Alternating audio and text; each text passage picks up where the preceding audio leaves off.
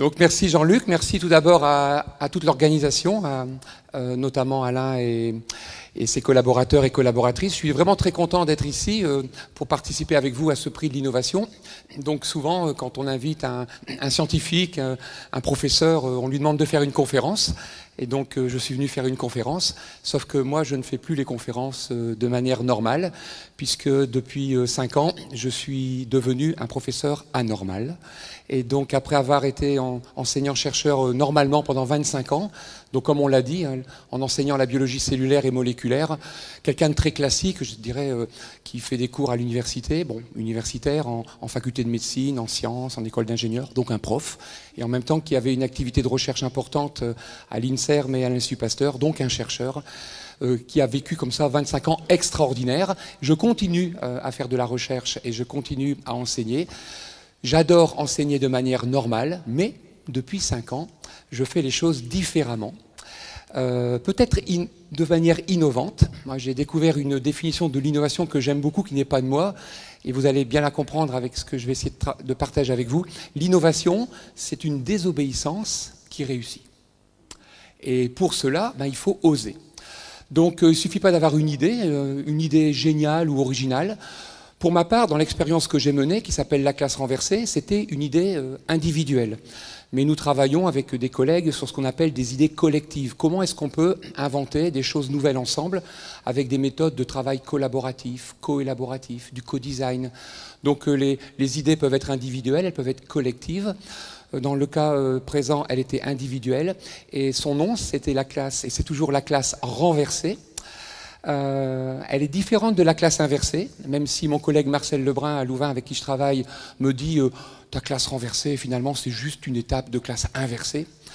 Mais en fait, la différence principale, c'est la suivante. La classe inversée, il y a beaucoup de niveaux de classe inversée, mais de manière très, très classique. La classe inversée, c'est on fait le cours à la maison et on fait les devoirs en classe. Voilà. Donc les étudiants, les élèves ont les documents, les cours, ils travaillent chez eux ou en bibliothèque, ils peuvent travailler en équipe, mais le cours leur est donné, le contenu leur est donné. Et charge à eux de travailler, de l'apprendre, de faire des exercices comme ils veulent, mais quand ils arrivent en classe, que vous soyez à l'université, au lycée, au collège ou ailleurs, le professeur se transforme et devient un peu le grand frère, le père de famille, la mère de famille, et il va faire les devoirs, on fait les devoirs en classe. Alors ça, la classe inversée, ça peut poser des problèmes parce que les élèves qui ont des difficultés en classe peuvent aussi avoir des difficultés seuls à la maison. On remarque en tout cas que la classe inversée fonctionne très bien sur les élèves adaptés au système scolaire, c'est-à-dire ce qu'on appelle parfois les bons élèves, même si moi je pense qu'ils sont tous bons, mais ils ne sont pas tous adaptés au système scolaire, en tout cas à la pédagogie qu'on leur impose, à laquelle on les invite d'ailleurs. Donc la classe inversée, ça peut fonctionner pour certains élèves, et c'est difficile pour d'autres. Vous imaginez l'enseignant qui arrive et qui a demandé à ses élèves de faire les cours chez eux, avec des méthodes à distance, un MOOC, e-learning, présentiel, il y a plein de possibilités. Mais quand il se retrouve face à sa classe, c'est difficile de répondre à des questions à des élèves qui ont travaillé, compris, d'autres qui ont travaillé, pas compris, ou d'autres qui n'ont pas travaillé. Et souvent, le professeur qui fait de la classe inversée, eh bien, il se retrouve à refaire une mise au point au début, et sa classe inversée redevient normale. Voilà. Donc moi, la classe que j'ai créée et que j'expérimente avec mes étudiants, et là aussi je tiens à le dire, on va le partager, quand on innove, on ne le fait pas tout seul, on le fait avec les autres. C'est impossible d'innover tout seul, et l'innovation, c'est pas je passe d'une méthode A à une méthode B, c'est peut-être une autre façon de travailler.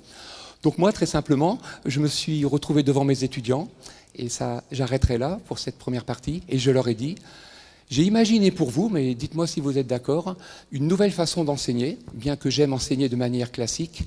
Et ce que je vous propose, c'est la classe renversée, le DIU, le Do It Yourself. Autrement dit, c'est très simple, à partir de maintenant, je ne fais plus rien. Et vous faites tout. Voilà. Donc si vous voulez en savoir plus, il va falloir patienter un petit peu, puisque ma classe est renversée. Et j'ai pris l'habitude maintenant, avec mes collègues, de faire aussi des conférences renversées, des tables rondes renversées. Autrement dit, la conférence que vous attendez tous et toutes ici avec impatience, comme à mes étudiants, je vous dis, do it yourself. Je ne ferai pas la conférence, vous la ferez. Et donc on va inverser les choses. Dans la classe renversée, les élèves deviennent des professeurs, le professeur devient un élève. Dans la conférence renversée, les spectateurs, les auditeurs deviennent les conférenciers. Et moi, je suis très heureux d'assister à votre conférence. Donc vous allez produire cette conférence et vous allez, puisque vous êtes nombreux, vous avez beaucoup plus d'hémisphère droit et d'hémisphère gauche que moi. Moi, il me faut à peu près plusieurs heures pour préparer une conférence, alors que vous, il ne vous faut qu'un quart d'heure. Et pendant un quart d'heure, vous allez nous préparer une magnifique conférence sous la forme de 3 slides.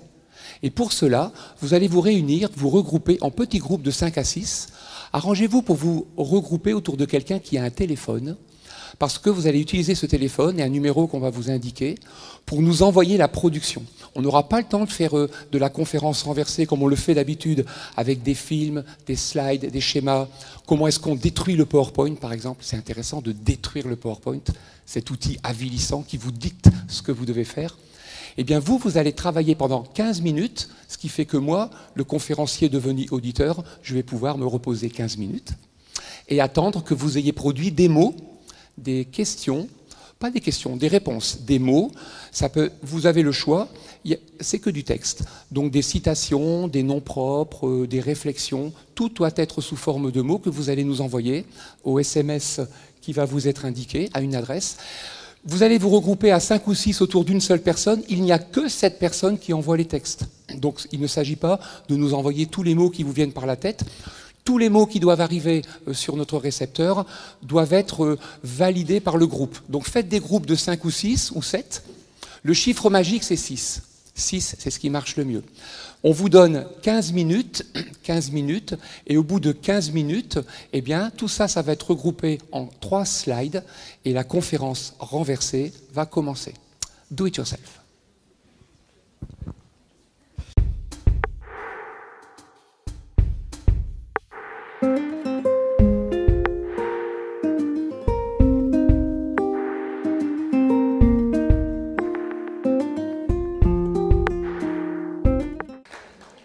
Vous pouvez applaudir les conférenciers qui ont préparé professionnellement et très sérieusement la conférence. Maintenant, on va voir ce que ça va donner. Il faut que la conférence ait lieu. Donc le temps que l'on récupère vos idées, qu'on les mette en 3 diapositives, donc on a choisi ce format très court de 3 diapositives, de manière à passer 5 minutes par diapo. Donc le petit quart d'heure, la conférence durera un quart d'heure avec 3 supports et elle sera suivie d'un échange avec l'auditeur. Donc moi, ça m'intéresse de poser des questions et d'écouter aussi vos questions dans les 2 sens sur les pédagogies, ce qui s'y rapporte. Donc cette expérience qu'on vous propose de vivre dans les minutes qui viennent, c'est une expérience que l'on réalise souvent.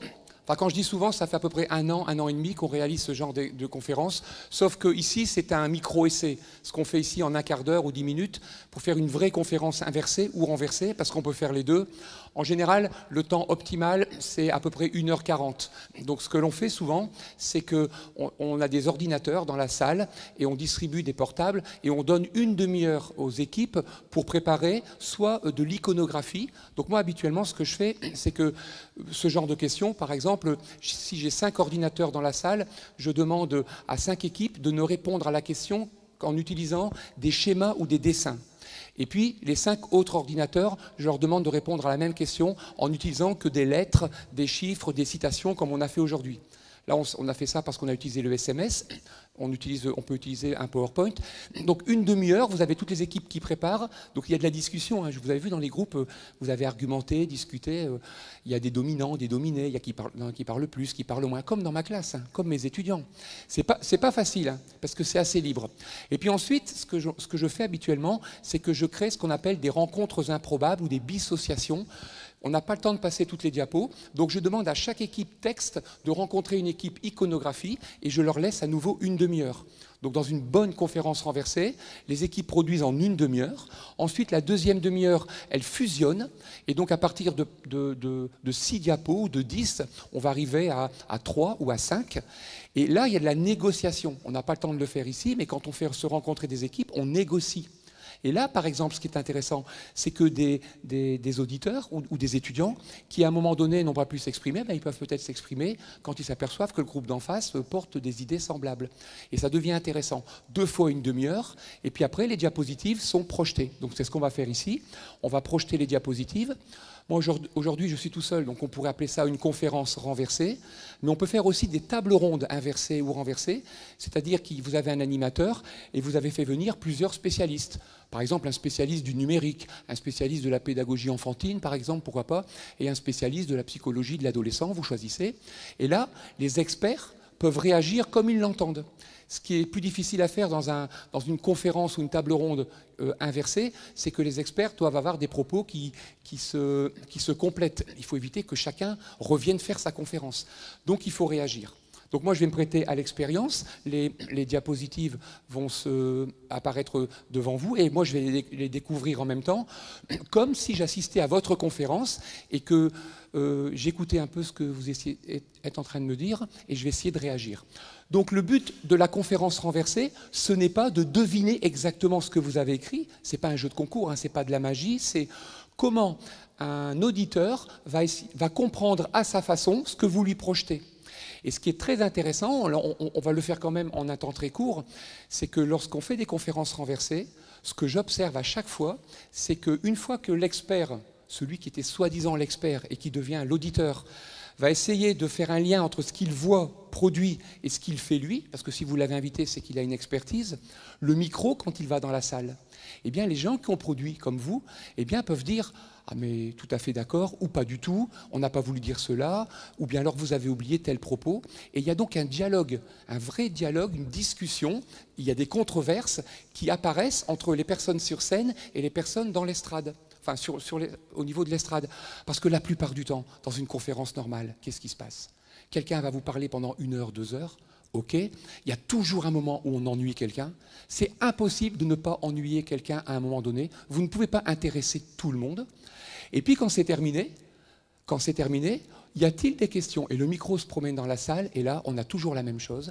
Des intervenants qui posent une question, comme un élève dans ma classe va me poser une question, qui n'intéresse que l'étudiant ou qui n'intéresse que l'auditeur. Donc on va répondre à la question. L'expert refait un petit morceau de conférence, 2-3 minutes, question suivante. Et puis de temps en temps, il y en a un qui prend le micro ou une et qui dit « Moi, je n'ai pas une question, mais permettez-moi de faire un petit commentaire dans un autre métier. » Et là, il est parti faire sa micro-conférence. Et à ce moment-là, tout le monde le regarde ou ne le regarde plus. Et on a des moments très ennuyeux ou ennuyants, en tout cas pour la majorité des gens. Ça n'arrive pas. Je ne vais pas dire que ça n'arrive pas, mais ça arrive de manière moins fréquente dans les conférences ou tables rondes inversées ou renversées, en tout cas dans toutes les méthodes pédagogiques où on essaye de mettre du dynamisme, de la surprise et du travail collaboratif. Voilà, donc ça devrait être bon. Je devais vous expliquer tout ça en 4 minutes et 55 secondes, et c'est le temps qu'il leur fallait. Voilà, première diapositive, on a 5 minutes. Vous m'envoyez votre avis sur la question qui a été posée. Est-ce que la technologie, est-ce que les évolutions technologiques vont tuer, annoncer la mort de l'enseignant, la mort du formateur? Alors, vous m'avez fait des grandes phrases, alors c'est un peu compliqué. Avec des mots, c'est plus facile. Donc, je vais réagir un peu en 5 minutes, 2, 3, 4 minutes, en regardant un peu ce que vous avez produit. Vous aussi, d'ailleurs, vous pouvez retrouver, j'espère, des parties de votre production. Je ne vais pas réagir sur tout, hein, je vais réagir sur ce qui me touche un peu et ce sur quoi je peux faire écho avec ma pratique. Alors, on dit non, pas de disparition en vue, donc déjà non, pas forcément. Ah, je remarque qu'il y a quand même 3 phrases qui commencent par non. Ça aurait pu être beaucoup de phrases qui commencent par oui, c'est sûr, on y va, tout droit. Bon, pour l'instant, j'ai l'impression que vous êtes plutôt enclin à me dire que non, ça n'a pas l'air évident. Vous me dites aussi on parle de transformation de l'intervenant. Ça, c'est intéressant parce que j'aimerais bien savoir s'il s'agit de l'intervenant qui intervient en cours, le formateur ou le professeur qui intervient dans son cours, ou les intervenants, si vous considérez que les étudiants sont des intervenants.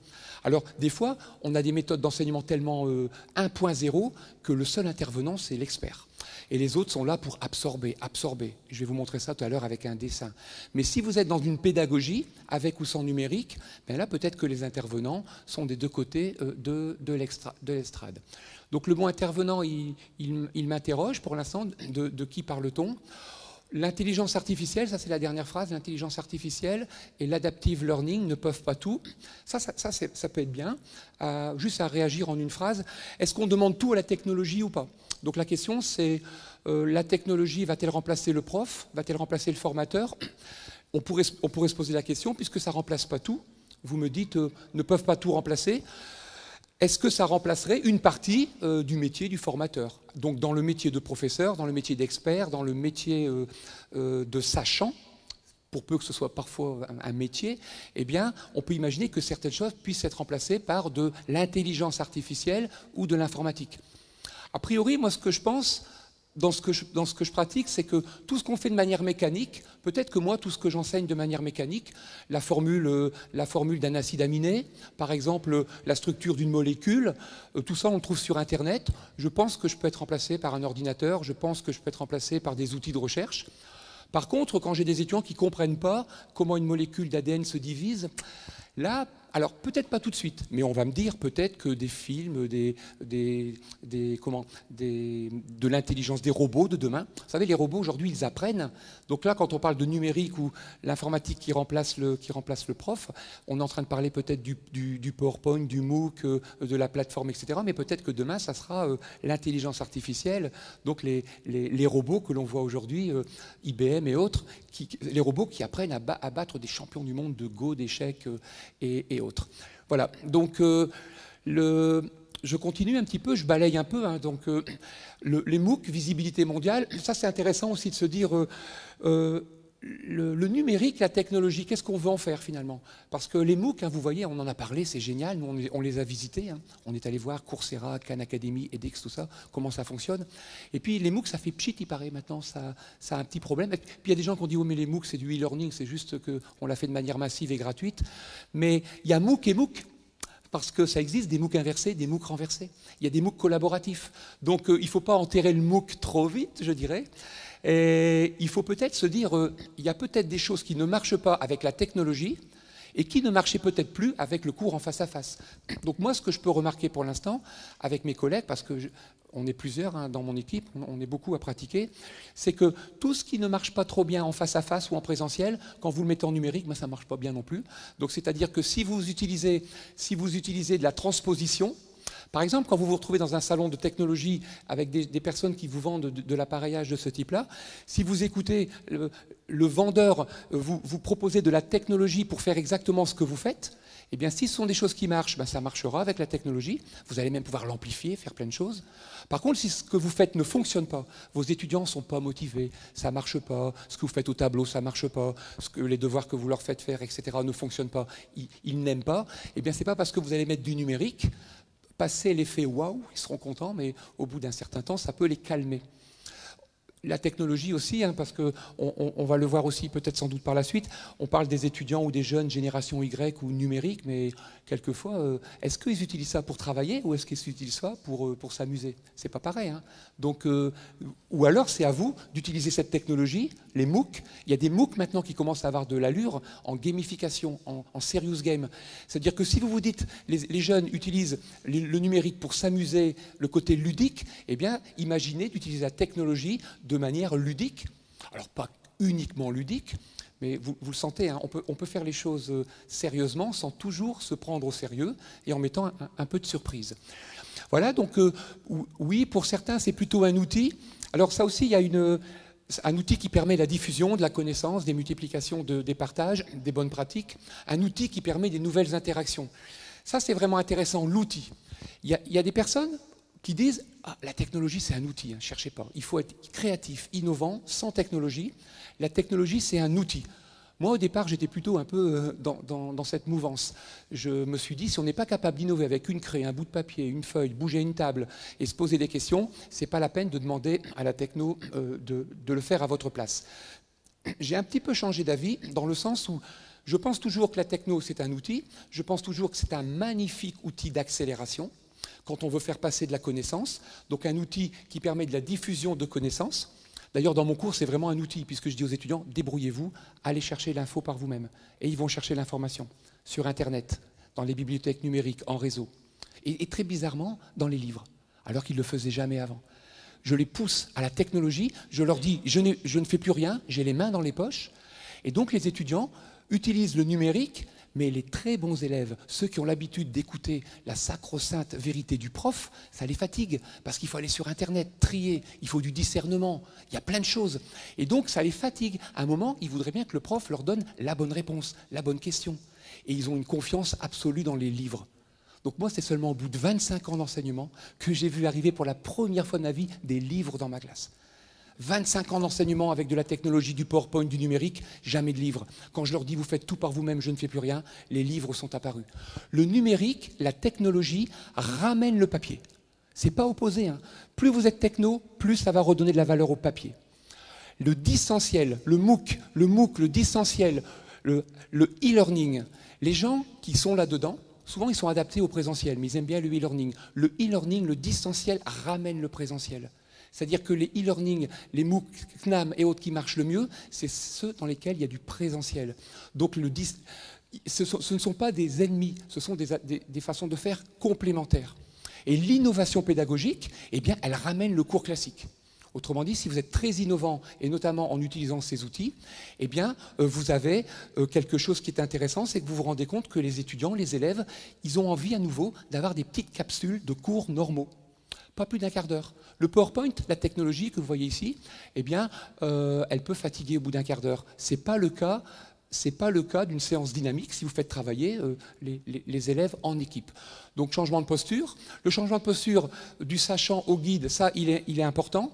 Je ne pense pas qu'il soit lié à la technologie. Vous voulez changer de posture. Vous dites, j'oublie que je suis un expert et j'accepte de dire que je ne sais pas. Donc vous pouvez le faire en classe, devant les élèves, mais vous pouvez le faire aussi à distance. En fait, le changement de posture, il est plus compliqué à distance, si vous faites un MOOC ou si vous travaillez en numérique sur une plateforme. Mais il n'y a rien qui vous empêche de chatter avec vos étudiants. Moi, j'ai des forums avec mes étudiants. Des fois, ils me posent des questions et je leur dis « je ne sais pas ». Pourtant, c'est un chat, hein. Et je suis le prof. Et des étudiants en médecine, des étudiants en école d'ingénieur, ils m'envoient une question, j'ai envie de répondre tout de suite. « Monsieur, êtes-vous sûr que telle molécule ?» Je dis « je ne sais pas, je vais aller vérifier ». Et ça pose aucun problème. Alors qu'avant, quand j'étais dans ma posture d'expert, je me disais je vais d'abord aller voir, vérifier, etc. Parce que ça reste, le numérique reste, il y a des traces. C'est pas comme si un élève vous a dit « Monsieur, vous avez dit un jour, non, vous avez écrit, regardez, j'ai la preuve, les écrits restent. » Donc, cette posture, elle est importante à changer, je dirais, en présentiel ou en distanciel. Voilà, et on va passer à la troisième, même si on n'a pas balayer l'ensemble, je vais quand même laisser, vous allez avoir le micro, vous allez pouvoir défendre des choses et discuter aussi, ce qui est important, sur des points que vous jugez quand même fondamentaux et que je n'ai pas eu le temps d'expliquer en quelques minutes. Donc c'est aussi l'intérêt. Je ne suis pas en train de faire un numéro de magie pour vous ressortir exactement en 15 minutes l'exhaustivité de votre production. On est en train d'échanger. La co-construction, alors ça c'est un terme que j'aime beaucoup, on peut à distance co-construire. Donc la co-construction, c'est travail ensemble. C'est du travail, alors notez bien le mot, c'est du travail collaboratif ou bien alors co-élaboratif. C'est très différent. Le travail collaboratif, en présentiel ou à distance, c'est on est en équipe et on y va. Ce que vous avez fait par équipe, juste il y a quelques minutes, c'est ce que moi j'appelle du travail collaboratif. Vous avez collaboré dans une équipe. Mais dans la collaboration, on n'a pas fait attention au casting. Les personnes ici, on ne les a pas mélangées de manière à ce qu'il y ait une complémentarité. Ce que moi je fais avec mes étudiants. Donc les profils des gens, dominants, dominés, experts, non-experts, jeunes, hommes, femmes, etc. Ça c'est important. Et je ne vous ai pas donné une méthode. On vous a dit, vous êtes libre pendant 15 minutes. Donc vous avez collaboré. Et quand on collabore sans méthode, là c'est 15 minutes, il n'y avait pas d'enjeu. Mais quand on collabore sans méthode dans un milieu professionnel, il y a des enjeux, il y a du pouvoir, il y a des conséquences. Et la collaboration, parfois, elle vire à l'avantage des plus forts. Et avec les élèves, c'est pareil. Elle peut virer à l'avantage des plus forts. Après, qu'est-ce qu'on entend par plus fort? La co-élaboration, c'est différent. C'est on vous donne une méthode. On vous dit, voilà, vous avez 3 minutes pour écrire telle chose, mélanger, etc. Donc la co-élaboration, ce qu'on appelle le co-working, le co-design, c'est très différent. Donc cette co-construction, on peut la faire en ligne. Donc si vous utilisez des outils numériques, soit vous les utilisez tels que vos outils classiques, ce que moi j'appelle du 1.0. Donc vous allez envoyer sur les médias, sur le numérique, exactement la connaissance que vous dispensiez à vos élèves en classe. C'est très pauvre, hein, le 1.0.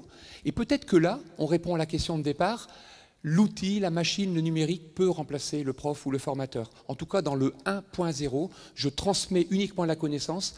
Je suis un prof qui est un transmetteur de connaissances. On peut se faire de la bile, les professeurs ou les formateurs, d'être remplacés. Par contre, dans la co-construction, ce qu'on pourrait appeler le 2.0, l'échange, là, peut-être que c'est différent. Parce qu'entre l'homme, la machine, les machines entre elles, Je ne sais pas si vous avez déjà entendu parler même du 4.0, j'ai passé le 3, mais le 4.0, l'industrie du futur, l'industrie 4.0, cette nouvelle façon de travailler ensemble, les interactions homme-machine, machine-machine. Peut-être que demain, des étudiants avec leurs avatars, avec des systèmes d'intelligence artificielle, pourront répondre à des profs qui n'existent pas. En tout cas, en laboratoire, ça marche. En laboratoire, il y a des expériences qui fonctionnent. Voilà, permet un changement d'échelle, toucher plus de monde. Là, je pense que ce point-là, il est quand même partagé par presque tout le monde. Si on fait de la transposition, autrement dit, si je fais en numérique exactement ce que je fais en présentiel, je peux juste attendre du numérique qu'il élargisse mon spectre. C'est-à-dire qu'au lieu d'expliquer une formule chimique à 25 personnes, je peux le mettre sur Internet, YouTube et autres. C'est ce qu'a fait Salman Khan avec la Khan Academy. Et là, vous avez un élargissement. Donc parfois, le numérique outil, c'est juste quelque chose qui élargit, mais qui ne provoque pas d'innovation pédagogique. Avec l'empathie, alors avec cette série de mots-clés que j'aime beaucoup, l'empathie, comment on écoute, cette écoute active, l'empathie, l'allié, cette façon, l'allié, le téléphone, l'allié, ça c'est incroyable. Le téléphone, êtes-vous pour ou contre l'utilisation de cet outil à l'école? Donc il paraît qu'il y a des gens qui veulent interdire ça. Moi je trouve qu'il faut interdire ça à l'école, complètement. Il faut interdire ça aux élèves, aux professeurs, aux techniciens, aux directeurs, à tout le monde. On l'interdit à tout le monde ou à personne, parce que moi je ne peux plus me passer de ça avec mes étudiants dans ma classe, parce que j'ai essayé de faire ce que j'ai entendu une fois dans une conférence que j'ai vraiment beaucoup aimé. Il faut transformer les ennemis en alliés. C'est pour ça que ce mot m'intéresse beaucoup. Ça, si vous en faites un outil de travail, un téléphone, une plaquette, une tablette ou autre, eh bien vous allez vous rendre compte. Et je vous fais part de mon expérience. On fait des classes renversées, inversées, on utilise des cartes mentales et on a des doctorants, des jeunes chercheurs qui viennent observer. C'est des jeunes chercheurs qui étudient l'impact des innovations sur les jeunes, sur les profs. Et ils me disent des fois, il y a 3 heures de classe renversée, j'ai vu personne faire du Facebook, Twitter, du chat, parce qu'ils sont tous en train d'utiliser ces outils. Forcément, si vous ne leur faites pas le cours et que vous leur dites à la fin du cours, il faut produire 3 chapitres, 2 explications, ou alors il y a un devoir surveillé, non surveillé, avec de la connexion, ben, ils vont se dire, je vais utiliser ça. Donc c'est vraiment intéressant, il y a des multiples façons de l'utiliser. De même que les jeunes utilisent les réseaux sociaux. Mais moi, mes étudiants, ils ont 21, 22, 23 ans. Quand je leur dis qu'on peut travailler avec Facebook, qu'on peut faire des interactions, quand je leur dis qu'avec Twitter, on peut faire du référencement bibliographique, etc., etc., ils ne comprennent pas. Et même avec Snapchat et plein d'autres applications, on peut faire du travail. Donc c'est impressionnant. Les outils qui sont utilisés par les jeunes pour s'amuser, on peut les hacker. L'innovateur pédagogique, c'est un hacker. Dans le sens, il bidouille, il casse les règles et il en crée des nouvelles. Donc je pense que c'est une très belle succession de phrases. L'empathie, l'allié, la facilitation, la démocratisation, c'est vrai qu'on peut toucher. Vous pourriez imaginer en tant qu'établissement d'aller toucher des jeunes qui n'ont pas les moyens de se déplacer, pas les moyens d'écouter des professeurs. Les TEDx, les conférences TEDx ou bien certaines capsules gratuites, ça a permis à des gens vraiment d'avoir envie de creuser un peu plus. Parce que l'innovation pédagogique, parfois on peut penser que même avec les outils, on n'a pas le temps de leur faire tout le cours. Mais si vous les intéressez à des choses générales, ils ont envie de creuser après dans le pointu. Et donc vous n'êtes pas obligé de les fatiguer. Ah, tu vas tout apprendre, les verbes irréguliers, les temps, etc. Ou toutes les formules chimiques, avant de parler anglais ou avant de comprendre la synthèse d'une protéine. Moi, j'ai des étudiants, par exemple, par le numérique, ils ont compris des mécanismes généraux, vraiment intéressants, et ça leur a donné envie d'aller voir de quoi était fait une molécule d'ADN. Donc j'ai des étudiants aujourd'hui, ils sont capables de vous expliquer comment un gène est régulé, mais ils ne savent pas très bien comment est fait une molécule. Mais ça leur donne envie. Alors qu'avant, j'avais tendance à dire à mes étudiants, j'ai du numérique, j'ai des CD-ROM, tant que tu ne connais pas la formule de l'ADN, ce n'est pas la peine de t'intéresser à la réplication. Mais on peut faire des choses inversées, donc des compréhensions différentes. Voilà, libérer le prof, c'est peut-être le moment que je préfère le plus, libérer le prof ou le formateur.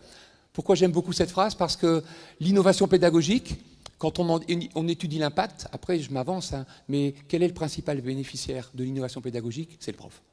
C'est le formateur. Bien sûr, les élèves en bénéficient aussi. Certains n'aiment pas. Mais le prof qui commence à innover, il y prend goût, il met du dynamisme, de la transformation. Et je ne vais pas dire qu'il redevient plus humain, mais il peut transmettre de l'émotion. Alors là, l'émotion, c'est peut-être la limite du numérique. Les technologies, c'est peut-être la limite. Maintenant, on peut transmettre de l'émotion par le numérique. Hein. Vous avez déjà vu certains TEDx ou certaines petites séquences, c'est super émouvant. Après, vous allez dans un amphi, vous écoutez un prof et c'est mortel. Donc, on peut aussi faire de l'émotion à distance et on peut faire des choses ennuyeuses en ayant les gens en face de soi. Voilà, et puis je vais terminer votre conférence avant que vous me posiez des questions, que je vous en pose plutôt.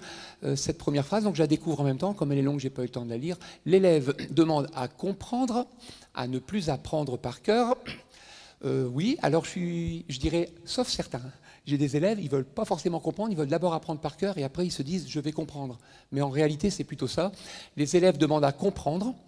Donc c'est là où il ne faut pas confondre, numérique ou pas, l'enseignement et l'apprentissage. Parce que moi j'enseigne par exemple, mais vous allez apprendre si vous êtes mes élèves. J'enseigne d'une certaine manière, avec ou sans numérique, mais chacun d'entre vous apprenez de manière différente. Il n'y a qu'en français qu'on dit ça, mais les Anglais font la différence entre teaching et learning, ils font la différence. Mais les Français ne font pas la différence. Ils disent je vais t'enseigner, je vais t'apprendre. C'est pareil. Donc je vais t'enseigner, je vais t'expliquer, je vais t'apprendre. Mais on n'apprend jamais rien à personne en fait. Les gens apprennent. Vous pouvez enseigner, vous pouvez transmettre, mais l'apprentissage, c'est de l'autre côté. Donc l'élève demande à comprendre, à ne plus apprendre par cœur. Apprendre par cœur, c'est ce qu'on appelle les perroquets, hein, la réplication. C'est-à-dire, c'est pas de la faute des profs, hein, c'est pas la faute des élèves, c'est le système d'évaluation, les notations. On met des notes sur 20, on vérifie. Vous connaissez la dictée, hein, on peut faire des dictées en numérique aussi. Vous connaissez la dictée, la façon de noter une dictée, il y a deux façons. La première façon, tout le monde la connaît. Donc, il faut le savoir par cœur. Autrement dit, dès que vous faites une faute, on sanctionne, on enlève des points. Ça, c'est connu. Par contre, il y a la dictée progressive, l'évaluation progressive, où là, c'est la dictée. Il y a plein de professeurs des écoles qui font ça. Ils proposent à leurs élèves des dictées à 30 mots, comme un jeu. Bienvenue dans la dictée à 30 mots. Nous allons faire une dictée à 30 mots. À chaque fois qu'un mot est bien écrit, il y a un point. Le chat boit du lait. Le, L-E, un point. Chat, C-H-A-T, 2 points. Bois, B-O-I, je ne mets pas de point. Du, DU, je mets un point. Et donc les élèves, ils ont par exemple un score, c'est plus une note. Ils ont 25, 12, 14. Et s'ils veulent améliorer leur score, ils peuvent refaire une dictée à 30 mots. Et donc tant qu'ils veulent monter leur score, je refais des dictées. Donc un élève qui dit à sa mère ou à son père, là j'ai un score de 15 ou de 16, j'aimerais bien battre mon record. Bah, refais des dictées à 30. Et ils font des dictées. Et c'est progressif, ils ont envie de monter. Alors qu'un élève qui a toujours 15 ou 12 sur 20 ou 10 en dictée, eh bien, il ne va pas s'embêter à essayer de battre son record, il sait qu'il ne fera pas 20 sur 20. Et quand un élève a 30 sur 30, c'est du jeu. Hein. Un élève à 30, il a battu le record 30. Eh bien là, on lui propose le monde supérieur. Bienvenue, hop, on change de niveau, comme dans un jeu. Bienvenue dans la dictée à 50 mots. Et là, c'est parti. On paye, on monte. Avec mes étudiants, j'ai transformé les notes sur 20 en score. Donc tous mes étudiants sont payés.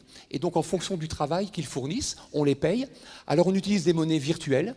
Vous connaissez le Bitcoin. Le Bitcoin, c'est des monnaies en blockchain. On peut le faire de manière intéressante dans l'économie. Mais qui dit que demain, on n'utilisera pas aussi ces monnaies numériques qu'on teste déjà en papier dans les classes en valorisant l'évaluation des étudiants. Voilà, le formateur doit être là pour les bases. Et c'est un accoucheur de développement de l'élève. Alors là, je vais vraiment finir avec ça. J'adore ce mot-là. Parce que souvent, on nous dit, vous êtes des créatifs en innovation pédagogique, mais en fait, on n'est pas des créatifs. Enfin, on l'est un peu, mais on fait ce qu'on appelle de la maïeutique. On fait accoucher les gens. Donc moi, quand j'ai une classe d'étudiants, je les fais accoucher de leur savoir. C'est-à-dire que je ne leur renvoie pas par le numérique ou par le cours la somme du cours, je leur fais accoucher. Et pour accoucher, comme ils n'ont pas tout dans leur tête, là, le numérique est indispensable. Donc si vous voulez, on peut faire de la classe renversée qu'avec du papier, hein, mais si vous utilisez le numérique, vous allez pouvoir faire accoucher vos élèves d'une production qui est importante, parce que la connaissance qui est disponible sur le web, elle est infinie. Voilà, donc ce que je vous propose dans les minutes qui viennent, c'est peut-être un micro.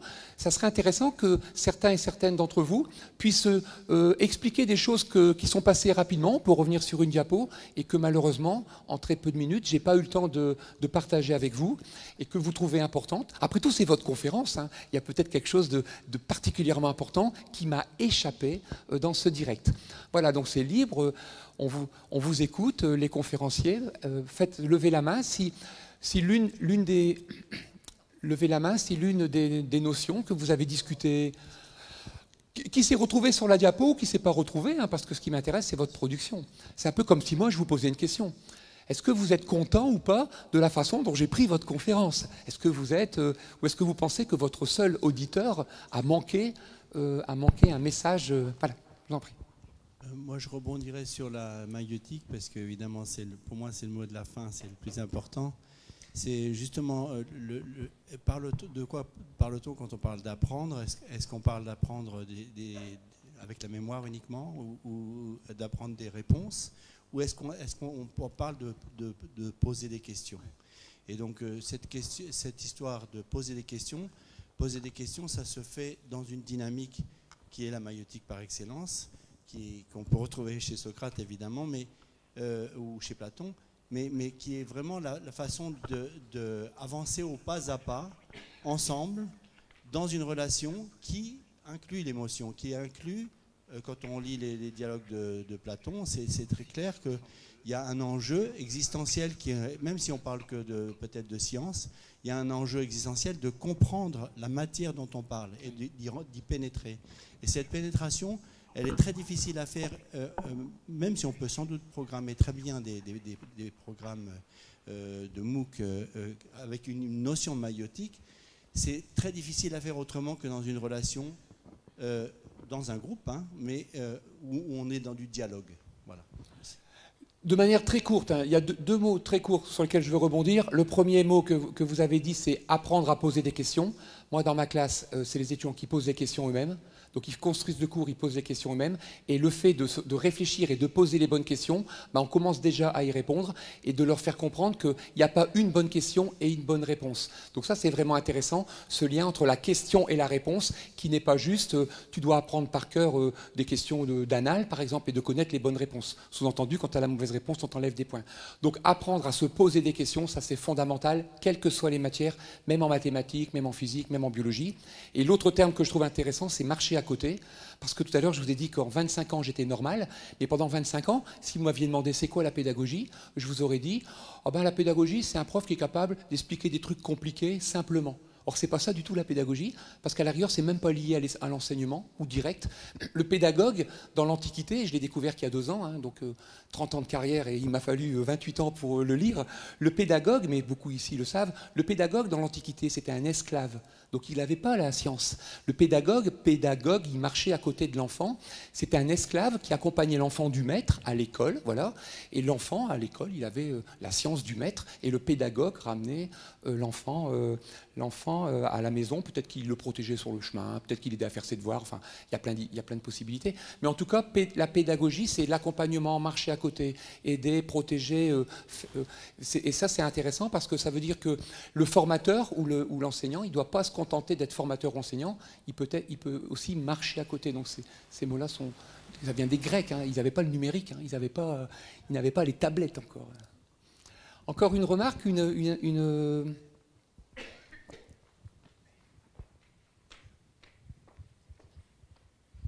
Oui, merci. Il y a 2 mots qui n'ont pas été, je crois, je n'ai pas vérifié, mais qui n'ont pas été écrits et que tu n'as pas utilisés. Ils ont peut-être été pensés. Et qui ont peut-être été pensés, ou qui ont été, oui, les mots étaient peut-être certainement pensés. Le premier c'est social. Oui, social. Donc, quel est n'y a-t-il pas social, une mission, une action de socialisation par le professeur? Et le deuxième, c'est pair. Alors, tu viens de parler effectivement de pair, P-A-I-R, bien sûr. PAIR. Je pense pair. Je voulais vérifier. Je pense pair par les pairs. Pair pour les apprenants, mais pair pour les enseignants. Et pourquoi je dis cela? Pour le lier à ce que tu viens de dire sur ce qu'était la pédagogie. Et je pense, moi, à ce qu'était l'enseignement mutuel au XIXe siècle, qui a disparu, pour être remplacé par justement cet enseignement descendant en face à face plutôt qu'en côte à côte. Alors là aussi, pour être très court, les 2 mots sur lesquels je vais réagir, donc social et pair. Social, c'est vraiment intéressant. On parle de réseaux sociaux. On parle d'Internet, de réseaux sociaux, ça veut dire on parle de communication. Et pourquoi pas aussi faire du réseau social en vrai? Vous savez, du Facebook en chair et en os. dans une salle de classe. Et donc, quand on fait des pédagogies innovantes interactives, on peut reproduire des interactions de réseau social dans une classe. Et donc, il y a beaucoup de pédagogies qui recréent du lien social entre les élèves, selon que vous reconstituez les équipes, et avec l'enseignant. Donc, il ne faut pas imaginer de faire du numérique avec du réseau social virtuel, et puis, en classe, toujours ce face-à-face entre le professeur et les élèves. Ça serait vraiment un paradoxe, hein, d'être sociaux sur le web dans sa classe parce qu'on fait de l'innovation. Tiens, j'utilise telle application. Et puis quand les élèves reviennent en classe, vous retrouvez les bons élèves d'un côté, les copains d'un autre, ceux qui sont arrivés après, et vous cassez ce lien. Donc le social, c'est super important en chair et en os ou en numérique. Et les pairs, c'est vraiment aussi intéressant parce que si vous voulez innover, il y a quelque chose qui est fondamental. C'est impossible d'innover avec des élèves si vous ne leur faites pas confiance. Vous devez faire confiance aux élèves. Moi, quand j'imagine avec mes collègues des innovations, la première réaction de ceux qui ne veulent pas innover, c'est « oui, mais », le « yes, but ». Je ne sais pas si vous avez déjà testé ça, quand vous avez une super bonne idée. Il y a toujours quelqu'un qui dit « oui, mais c'est pas possible ». Même nous, hein, moi, il n'y a pas un jour où je ne dis pas « oui, mais ». Même moi, pas un jour. Donc on est éduqués comme ça. Et donc, je vais faire de la classe renversée. Mes étudiants, ils vont faire le cours eux-mêmes. C'est ce qu'on fait depuis 4 ans. Oui, mais tu peux pas, hein. Tu ne peux pas leur faire confiance, ils sont jeunes, ils ont 22 ans, 21 ans, ils sont trop jeunes. Ou alors, ils vont tricher. Oh ben s'ils trichent, c'est pas grave, je ne surveille pas, la tricherie est permise. Et même, je vais leur apprendre à tricher. Donc on fait des cours de tricherie obligatoire. Mais ça marche super bien. Mais ça marche super bien. Vous avez un devoir surveillé, mais je ne comprends même pas qu'il n'y ait pas les profs qui fassent ça. Les élèves qui trichent apprennent. C'est-à-dire que s'ils veulent faire des antisèches et s'ils veulent miniaturiser des formules, le travail, vous avez 25, 35 pages et vous devez le miniaturiser, vous devez faire des résumés, des fiches, etc. Et après, être ingénieux, cacher ça dans les chaussettes, partout et autres. Et le jour d'examen, comme vous avez tellement préparé, ben vous ne le sortez pas de votre manche parce que vous avez peur de vous faire prendre. Et donc, l'astuce, c'est d'apprendre par cœur ce qui est écrit sur ces petits morceaux. Et mieux que ça, c'est pas de les emmener dans la salle d'examen. Comme ça, vous pouvez tricher en apprenant par cœur vos antisèches. Eh bien, nous avons mis une expérience en route. On a créé, on va le tester, hein, ça n'a pas été fait, le devoir surveillé avec document. Et on ne donnera aux étudiants que 5 cm² de Bristol. Et ils peuvent faire ce qu'ils veulent. Donc les étudiants, ils peuvent mettre tout ce qu'ils veulent. Ils ont droit à 5 cm² de Bristol, pile ou face. Et le jour d'examen, c'est leur anti-sèche. Et donc, charge à eux de mettre les choses les plus importantes. Et vous savez, quand on fait le DS, ça dure 2 heures. Et bien, tous les quarts d'heure, on dit aux étudiants, pouvez-vous échanger vos anti-sèches. Et donc, c'est un travail incroyable parce que les étudiants doivent apprendre, échanger. Et donc, en détournant la tricherie, on en fait un outil d'apprentissage extraordinaire. Voilà. Donc ça, c'est un exemple. Il y en a plein d'autres. Quand vraiment vous êtes dans des niveaux très forts, vous permettez le confetti. Un confetti par étudiant. Et là, vous recommercialisez les rotrings avec des pointes super fines. Et... Voilà, donc on va passer à la dernière question et puis je vais continuer à répondre à vos questions. Hein. Vous pouvez continuer à me poser des questions puisqu'il reste que quelques minutes, une dizaine de minutes à peu près. Et je vais utiliser quelques dessins. Donc, non pas que votre présentation... on l'est passé, hein, vous allez pouvoir en poser, mais j'ai quelques dessins. Voilà, c'est une conférence normale que je fais avec des dessins, mais je ne vais pas vous la faire puisqu'on a décidé de l'inverser. Et parfois, dans mes réponses, pour éviter de vous étonner trop, ou vous allez penser que ce que je vous raconte est faux alors que tout est vrai, je vais vous montrer quelques illustrations à base de dessins. Voilà, la parole est à vous, on vous écoute. Oui, bonsoir. J'avais une question, du coup, vous dites que vous faites ça depuis 4 ou 5 ans. Quels écueils vous avez pu avoir au fur et à mesure de ces années? Plein d'écueils, mais tant mieux, plein d'écueils. Et je vais vous en donner un petit exemple, mais surtout, ce que je vais vous dire, ça répond à votre question, mais c'est une des choses les plus importantes. Quand vous avez une idée créative, donc vous êtes créatif, vous dites, tiens, j'aimerais faire ce genre de cours à mes élèves, j'aimerais les faire travailler comme ça, j'aimerais les évaluer comme ça. Bref, vous avez une idée. Ça s'appelle de la créativité. Vous voulez en faire une innovation pédagogique, c'est autre chose. Hein. L'innovation, alors on a donné une définition que j'aime beaucoup. J'ai dit que l'innovation, c'était une désobéissance qui réussit. Ok, mais surtout l'innovation, sa vraie définition, c'est la suivante. L'innovation, c'est quand l'idée rencontre la main de l'utilisateur. C'est-à-dire que pour qu'on parle d'innovation, il faut qu'il y ait un usage. S'il n'y a pas d'usage, il n'y a pas d'innovation. Donc un utilisateur, ça peut être un client, si vous êtes dans le commerce, ça peut être un citoyen, si vous êtes dans la politique, ça peut être un patient, si vous êtes dans la santé, etc. Mais il faut qu'il y ait un usage, et même vous-même, hein, les collaborateurs. Et cet usage, qu'en fait l'utilisateur? Mon élève, qu'est-ce qu'il va faire de cette idée créative? Est-ce que ça va déclencher des choses? Est-ce qu'il va être plus heureux, mieux travailler, mieux collaborer? Est-ce qu'il va mieux apprendre? Et donc, pour passer de la créativité, des fois elle meurt, hein, yes but, poubelle, la bonne idée. Mais des fois, l'idée, on se dit, et pourquoi pas? Pour passer de la créativité à l'innovation pédagogique, bien sûr qu'on va utiliser du numérique, bien sûr qu'on va utiliser des méthodes, mais il n'y a qu'une seule voie, ça s'appelle l'expérimentation, le prototypage, on expérimente avec les élèves. Et quand vous expérimentez, par exemple, vous n'avez jamais fait de vélo, vous n'avez jamais fait de ski, jamais fait de skateboard, quand vous expérimentez, c'est une succession d'échecs et de réussites. Les échecs, souvent, on pense que c'est négatif. Les réussites, c'est facile, hein. On a des tas de réussites. Je peux vous en montrer des caisses, on en publie sur Internet. Les réussites, ça ne sert qu'à se mettre en confiance, à mettre de l'ambiance, on a envie de continuer, on surfe, on communique. Tout à l'heure, j'ai beaucoup aimé. Dans l'innovation, la troisième partie, c'est diffuser, faire savoir. Donc, on fait savoir ce qui marche. Et les échecs, par contre, les succès, ça ne fait pas améliorer l'idée. Votre idée, elle était intéressante, vous avez des succès, vous continuez, il n'y a rien qui change. Tandis que les échecs sont positifs, il n'y a que les échecs qui améliorent l'idée, mais à la seule condition que ça soit de petits échecs fréquents, répétitifs, et qu'à chaque fois vous rebondissez dessus. Ça, c'est l'échec positif. L'échec qui est négatif, c'est celui dans lequel vous vous engluez. Par exemple, vous dites « je fais de la classe inversée ».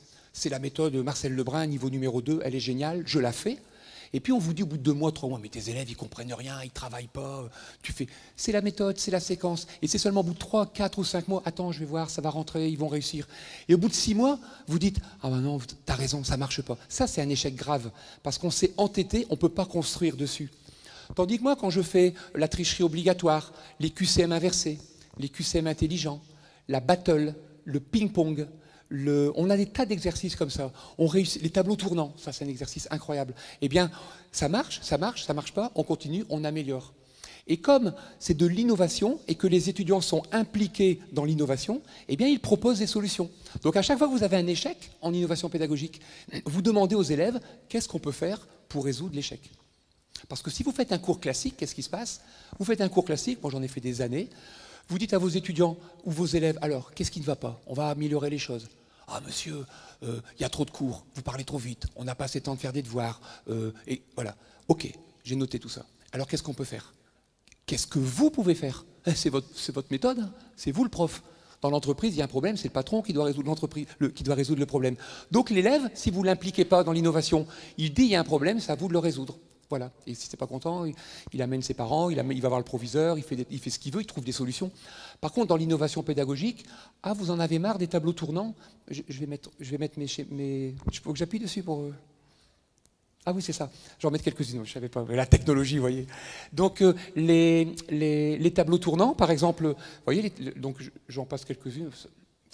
Voilà, c'est ma conférence et... Voilà, ça c'est des tableaux tournants. Dans les tableaux tournants, les étudiants, eh bien, ils écrivent sur des tableaux et ça tourne.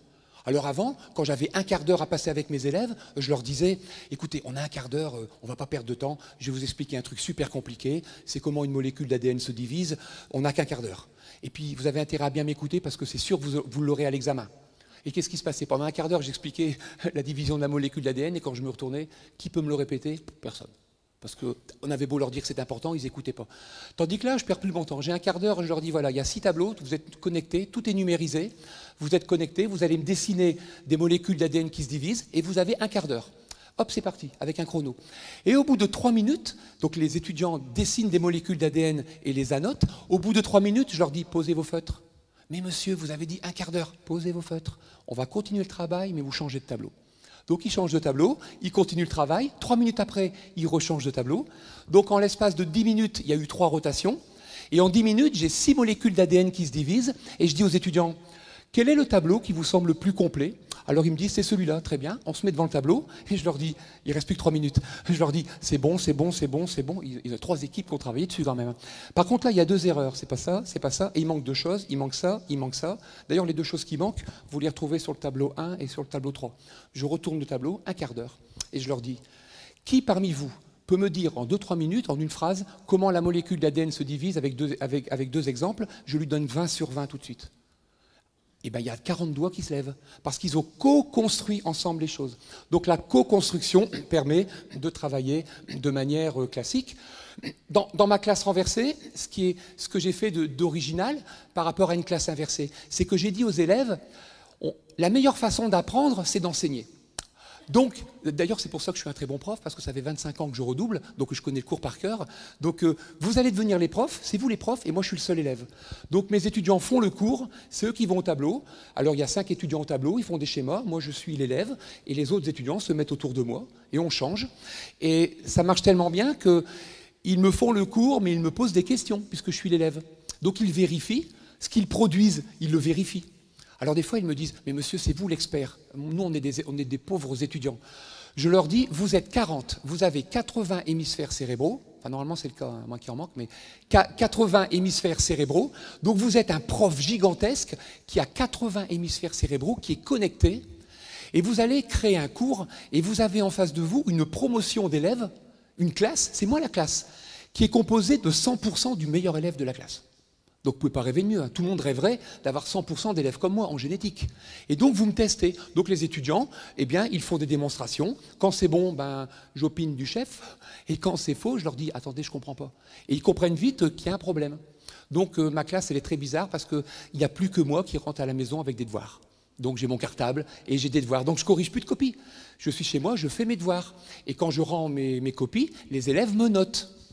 Là, c'est pareil, hein, les profs disent « Mais ça sert à quoi de tout inverser comme ça ?»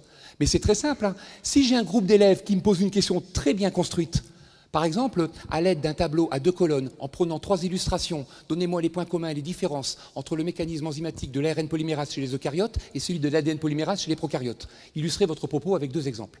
Alors là, je me dis 1 point pour ça, 2 points pour ça, 4 points pour ça. Je dis là, ils ont super bien bossé. Et qu'est-ce que je fais? Je réponds nickel et j'ai 10 sur 10. Très bon élève, super bon. En plus, ils vérifient que ce qu'ils ont fait est bon. De l'autre côté, j'ai un autre groupe d'étudiants qui me dit 10 points, à quoi sert l'ADN? Là, je me dis, ils ne sont pas foulés. Hein. 10 points, à quoi sert l'ADN? Alors je réponds, je ne sais pas. Ou alors, l'ADN, acide désoxyribonucléique, ça contient du désoxyribose qui est un sucre. Donc l'ADN, c'est du sucre. En fait, l'ADN, c'est une grosse réserve de sucre. Et quand la cellule a la faim, elle mange son ADN. Et là, ils me mettent 0. 0. Mauvais élève. Enfin, voir les annotations que j'ai. Mes parents Eh bien, ils doivent me noter, m'annoter et me donner la correction. Ah oui. Et donc, le travail qui n'a pas été fait en amont, il doit être fait en aval. Alors, ils ont vite compris que plus j'ai des bonnes notes, moins ils ont de boulot à faire à la maison. Et ça fonctionne assez bien. Donc, voilà des exemples de classes inversées, renversées, tableau tournant, écrire sur les murs. Voilà, ils écrivent sur les murs. Comme j'ai dit tout à l'heure, le numérique, c'est intéressant parce que si les étudiants voulaient laisser à l'abandon dans le numérique, eh bien, ils vont aller ramener des livres. Et ça, je l'observe. Encore 1 ou 2 questions pour qu'on puisse finir la séquence dans les temps. Oui, je vous en prie. Oui, bonjour. En fait, moi, je voulais juste dire qu'en tant qu'élève, genre, je trouve que Ah, pardon. J'entends. En tant qu'élève, je trouve que justement, Internet, tout ça, je pense que ça va remplacer le professeur. Il y aura toujours un formateur derrière pour formater du coup le robot ou peu importe. Tu trouves que ça ne va pas remplacer? Si, justement, je trouve que ça va remplacer les professeurs. Parce qu'on utilise de plus en plus les tableaux numériques ou que ce soit tout numérique. Et notre professeur, c'est limite, il nous fait un PowerPoint. On écoute le truc, on comprend. Et si on n'a pas compris, bon, il nous explique, mais c'est pas si difficile que ça. Et du coup, il y a toujours du contact humain, mais c'est limite si on n'en a plus besoin. Non, mais c'est une remarque très intéressante parce qu'il y a beaucoup d'étudiants qui pensent cela, ils ont bien raison de le penser. En fait, les étudiants, même les adultes, hein, quand nous on fait de la formation, on apprend tout au long de la vie, hein. On n'arrête pas d'apprendre parce qu'on n'est plus à l'école. Eh bien, on a des formats très différents. Il y a des matières, par exemple, on comprend très bien, il suffit d'avoir l'information et on peut se passer de l'enseignant. Ça fonctionne très bien, des cours à distance, des autodidactes, il y a des gens qui sont habitués à ces formats-là. Et moi, j'ai des étudiants, ils comprennent quasiment les 3/4 du cours sans faire appel à moi. J'ai d'autres étudiants, par exemple, qui ont les mêmes niveaux de compréhension, donc ils sont capables de comprendre tout à distance, donc eux, ils pourraient penser que le prof est indispensable et on peut s'en passer. Par contre, il leur faut la caution, parce que comme ils vont sur Internet, à certains endroits, ils ne savent pas si c'est vrai ou si c'est faux. Et donc le prof, des fois, il ne leur sert plus qu'à vérifier, est-ce que c'est vrai ou c'est faux? Et donc, vous avez des étudiants qui pensent qu'on peut se passer complètement des profs, qu'on pourra s'en passer. Je pense que dans beaucoup de cas, c'est possible, peut-être pas dans tout. Il y en a d'autres qui auront toujours besoin des profs pour vérifier. Moi, mes meilleurs élèves en termes de notes, ils ont besoin de moi. À chaque fois, ils me disent « Monsieur, est-ce que ça, c'est vrai ou pas ?» Alors que quand ils le trouvent dans un livre, pourtant, il y a des erreurs dans les livres, hein, ils font une confiance absolue dans les bouquins et ils sont très vigilants sur Internet. Et pourtant, il y a des chercheurs qui ont prouvé qu'il y a moins d'erreurs dans Wikipédia, dans les encyclopédies, que dans les livres écrits. Et puis, vous avez des étudiants, des élèves, qui, eux, ont besoin d'autre chose. Ils ont besoin d'interagir, de confronter.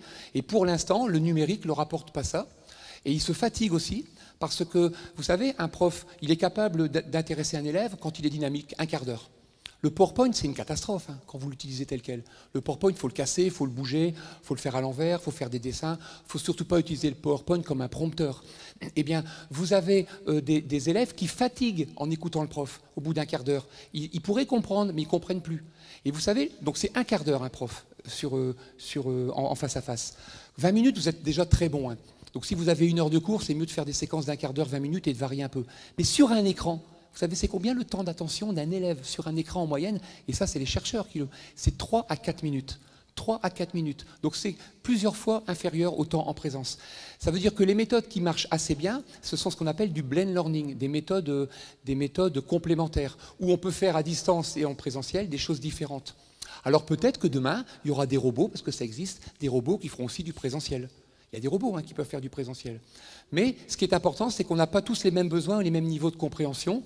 Donc je pense qu'il se passera peut-être un certain temps avant qu'on se passe entièrement, des profs. Mais bon, après, si on devait se passer entièrement des profs, ils feront autre chose. Oui, je t'en prie.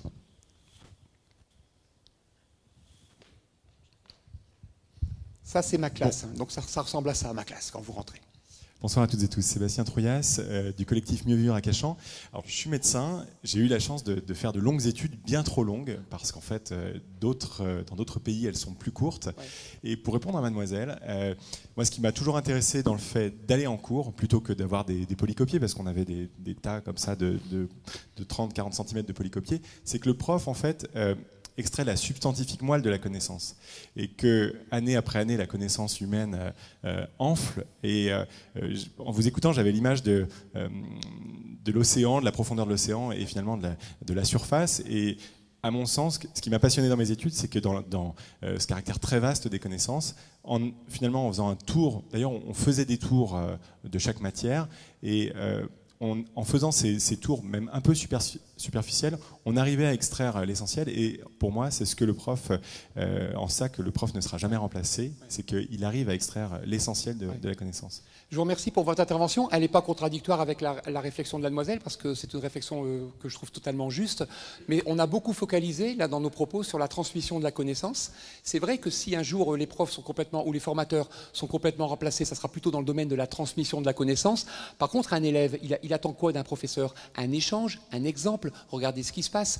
Nous, nos étudiants, quand on discute avec eux, ils posent des questions sur leur avenir, leur orientation, des choses qu'un ordinateur ou qu'une plateforme n'est pas capable de leur donner.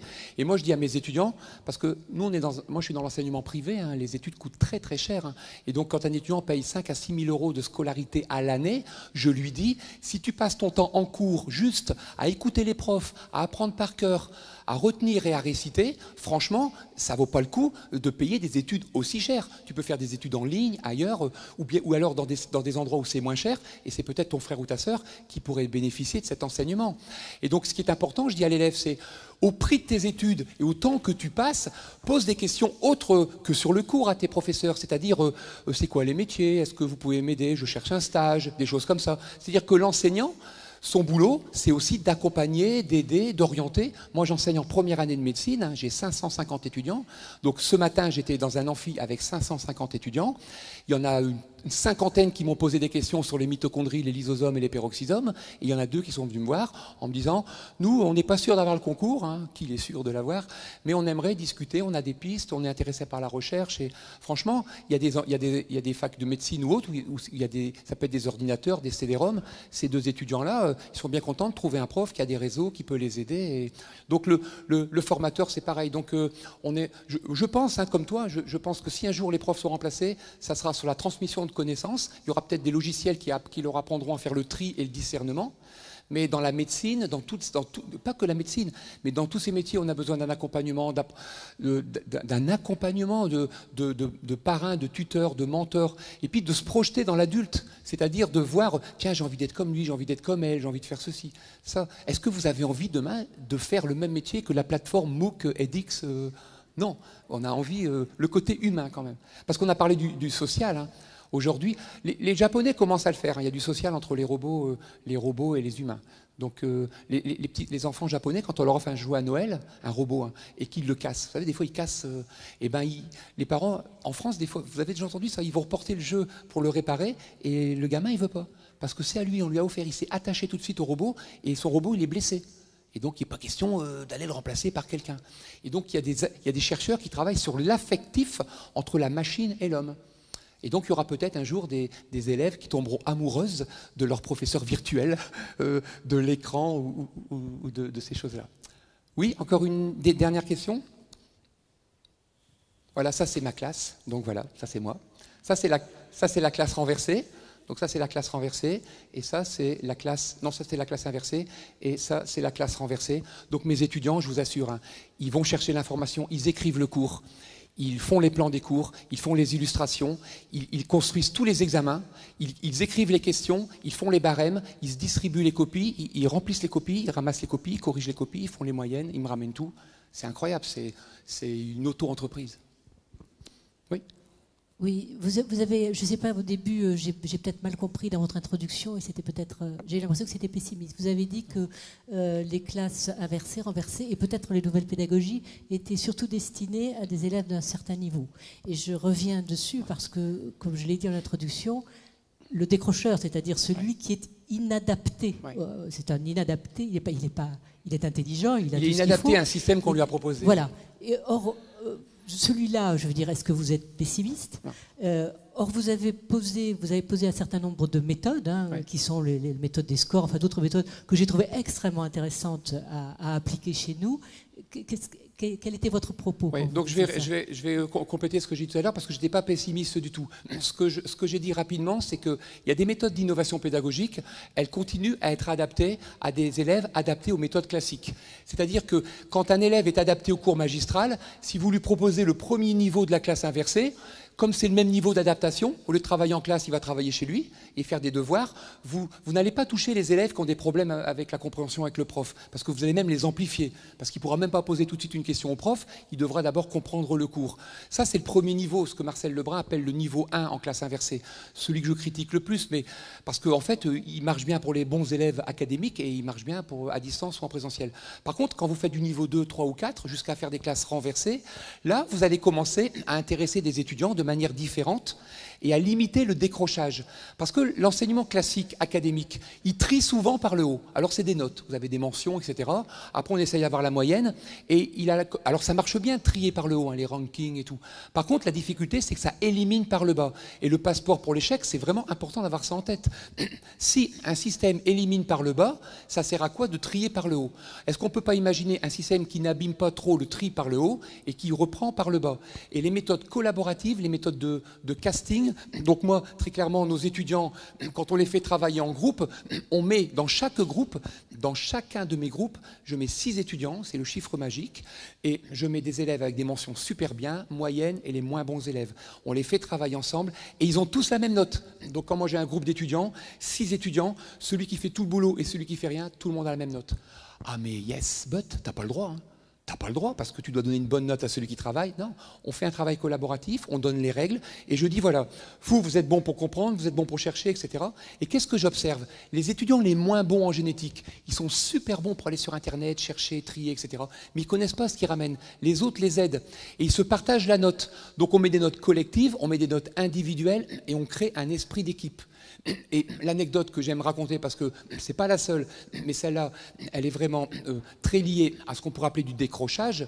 Il y a 2 ans, mes élèves arrivent, je les avais jamais vus, hein, donc c'est des élèves de 3e année, et ceux-là, au lieu d'être des licences de général avec un très bon niveau, c'était des licences professionnelles avec de l'alternance et leur niveau en génétique était 10 fois inférieur aux autres. Et le programme était le même.